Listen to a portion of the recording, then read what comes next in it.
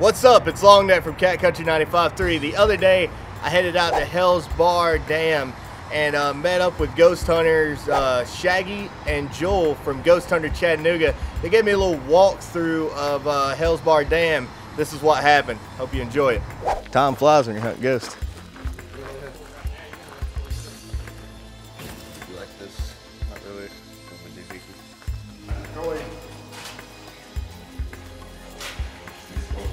So right now we're in the tunnel system which connects different parts of the property deep into the bowels of the Hales Bar Dam. One of the more common reports that people have had inside the tunnel system here is very physical manifestations, meaning that the entities present will touch, scratch, shove, push.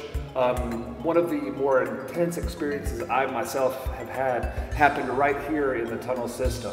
What happened was, as I was walking through the tunnel one day by myself cleaning up the property, then this entity or something was passing by me and it just bumped my shoulder. It was the most intense. I got out of there very quickly. We are actually inside the power plant. Is this what it's called? The powerhouse. And these big heavy doors are throughout the powerhouse. And but this is one of the creepier spots for me.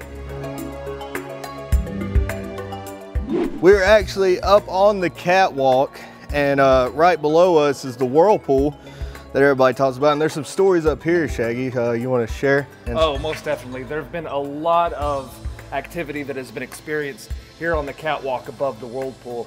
For those, of course, who have seen the most famous Ghost Adventures episode, it was here that they actually got on the thermal camera an image of an entity.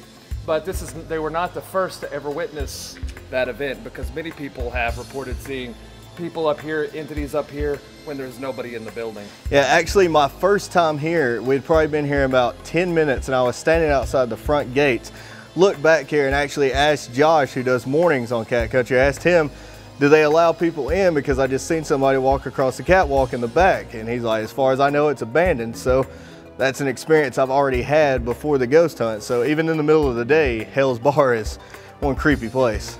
It's gonna be fun. It is.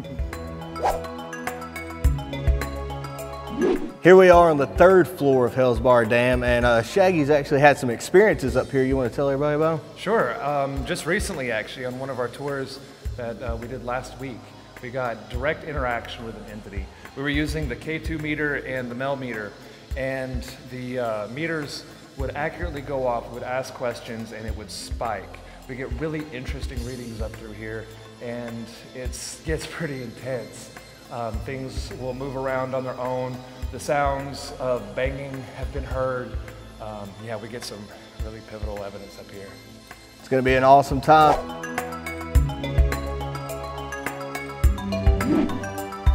Now, one of the main things we're going to be talking about today, and what we're wanting to let y'all know, is kind of an overview of what's going to be happening on the ghost hunt Saturday night. Shaggy, you want to fill them in? Oh, it's going to be awesome.